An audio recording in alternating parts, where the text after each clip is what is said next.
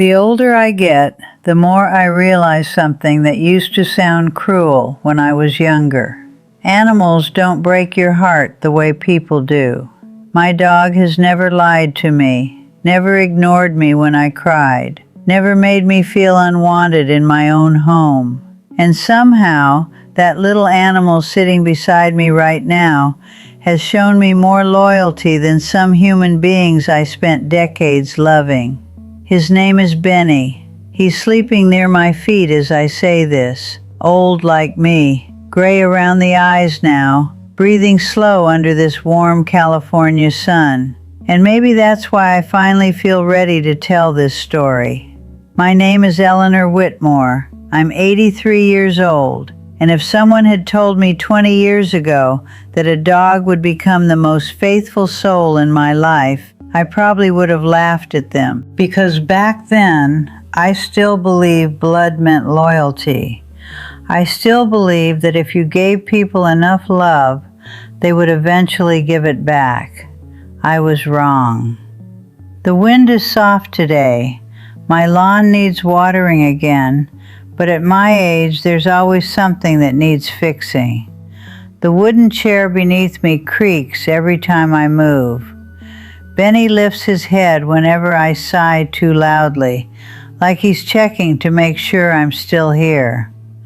That dog watches over me more carefully than my own family ever did. Funny how life works. I got Benny 11 years ago. Not because I wanted a dog.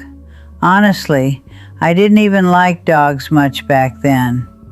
But my husband had just passed away, 46 years of marriage, and suddenly the house sounded empty. You don't realize how loud silence can be until the person you love disappears from everyday life. No more footsteps upstairs. No more coffee brewing before sunrise. No more voice asking if you locked the back door. Just silence. Heavy silence. I remember sitting alone in my kitchen 3 months after the funeral, staring at 2 coffee mugs I still kept taking out by accident. And that was the first time I realized grief isn't dramatic most days. It's small things, tiny absences. That's what destroys you slowly. My son called less and less after the funeral. At first he said he was busy with work. Then weeks would pass. Then birthdays. Then holidays. My daughter lived in Chicago. She'd send flowers sometimes. Beautiful, expensive flowers. But flowers don't hug you. Flowers don't sit beside you when your chest hurts at 2 a.m. And one winter evening, everything changed. I had slipped on ice near my mailbox. Nothing dramatic, just one wrong step. But at 82, one fall can make you understand your age very quickly. I remember laying there on the freezing ground, unable to get up. Cars passed by. People saw me. Most just looked away. And I don't know what hurt more, my body or realizing how invisible old people become. I finally dragged myself halfway toward the porch before my neighbor found me. Her name was Carla, young woman, probably mid-30s, always kind. She helped me inside and stayed until the ambulance came. And before leaving, she said something strange. "You shouldn't be alone this much." I laughed, but deep down, I knew she was right.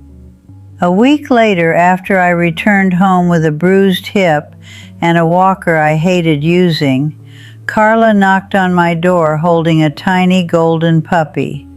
"That's ridiculous," I told her immediately. "I can barely take care of myself."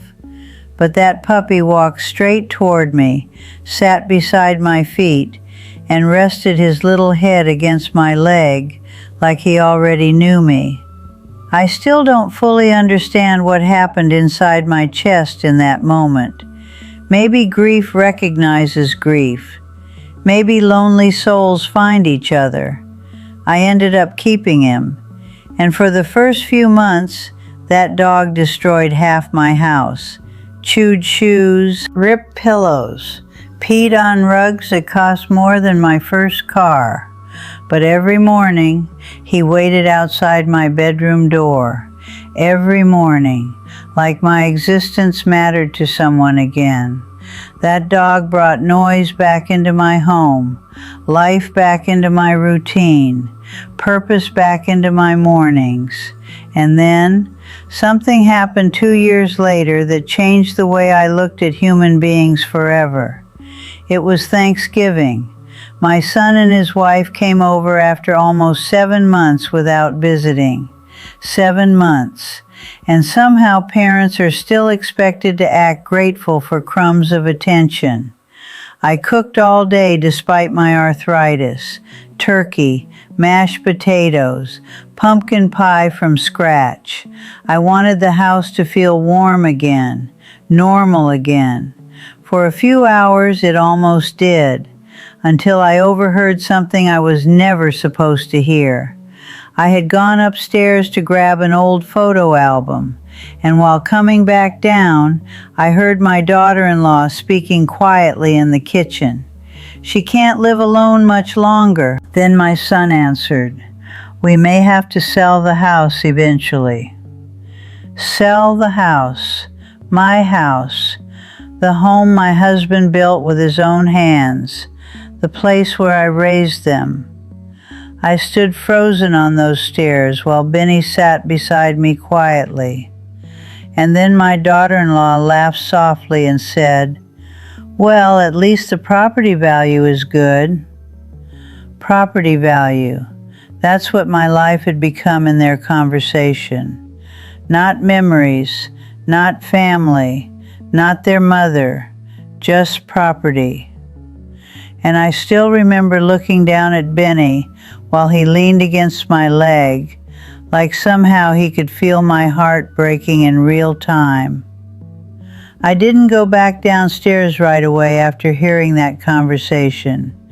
I just stood there on the staircase, one hand gripping the railing, the other pressed against my chest because suddenly it felt difficult to breathe. Not from age, from heartbreak. There's a certain kind of pain that only comes when people you sacrificed your whole life for begin discussing you like you're a problem waiting to happen. And the worst part? My son didn't defend me, not once. Benny stayed beside me quietly the entire time. No barking, no movement, just those soft brown eyes staring up at me like he understood something was wrong. Sometimes I think animals understand sadness faster than humans do. I finally walked downstairs pretending I'd heard nothing. I even smiled. Can you imagine that? At 83 years old, still protecting other people from the consequences of hurting me. Dinner continued like normal. My son talked about work. My daughter-in-law scrolled through her phone half the evening. And every now and then Benny would rest his head on my knee beneath the table, almost like he was reminding me, "You're not alone."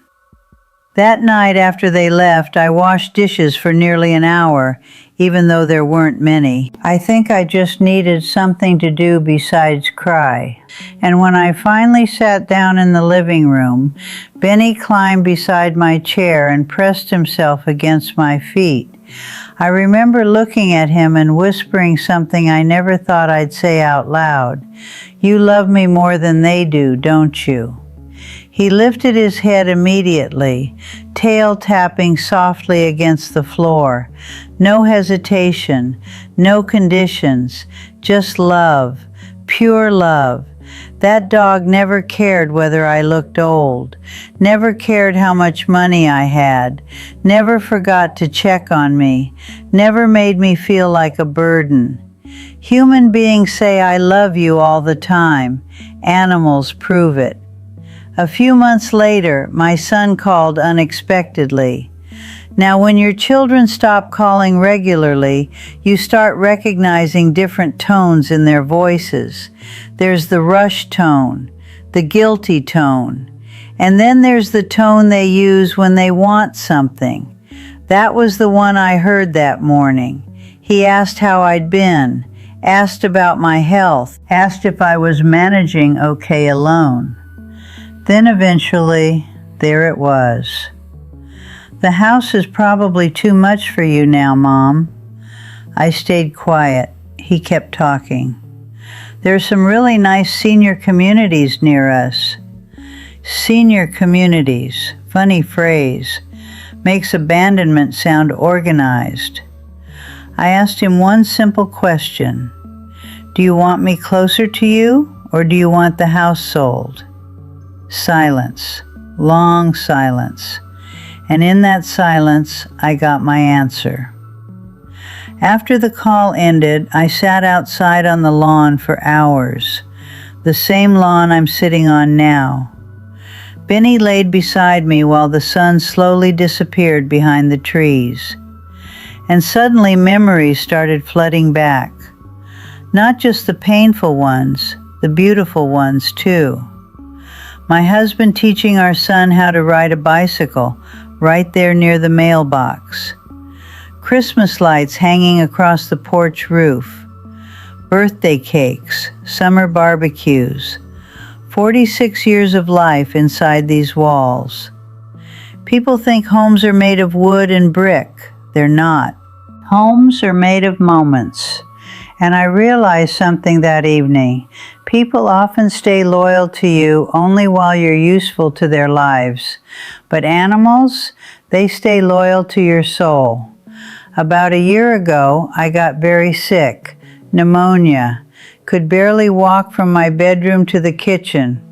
I remember one particularly bad night when my fever became so high I couldn't even stand properly.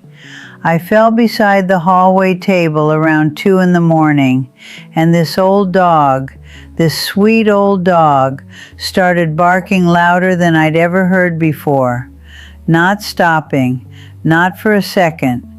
My neighbor Carla eventually heard him from next door and rushed over.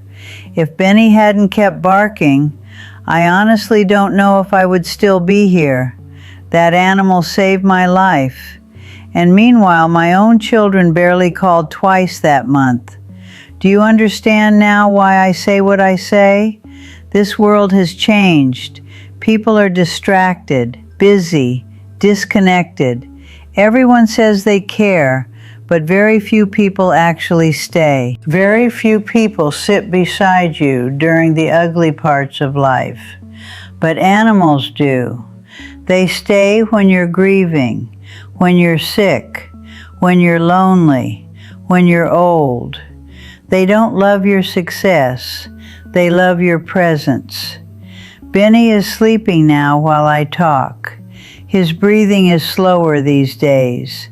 Sometimes I catch myself watching him too long because deep down, I know I don't have forever left with him. And honestly, that thought hurts me more than my own loneliness ever did.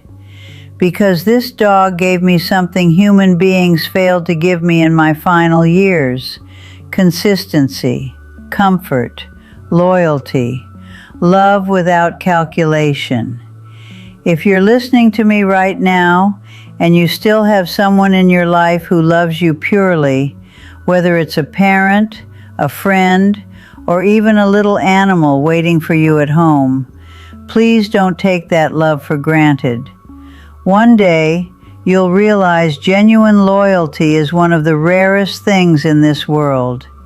And when you finally find it, protect it, because not everyone who says family will act like family. But sometimes, a quiet soul with 4 legs and muddy paws will save your heart when people couldn't. Benny just woke up. He's looking at me again, still checking if I'm okay. After all these years, he still checks. Maybe that's all any of us really want in the end. Someone who stays. someone who notices when we're hurting, someone who loves us without needing a reason. And when my time finally comes, I just hope I leave this world knowing I was loved at least once without conditions, even if that love came from a dog lying quietly beside my chair.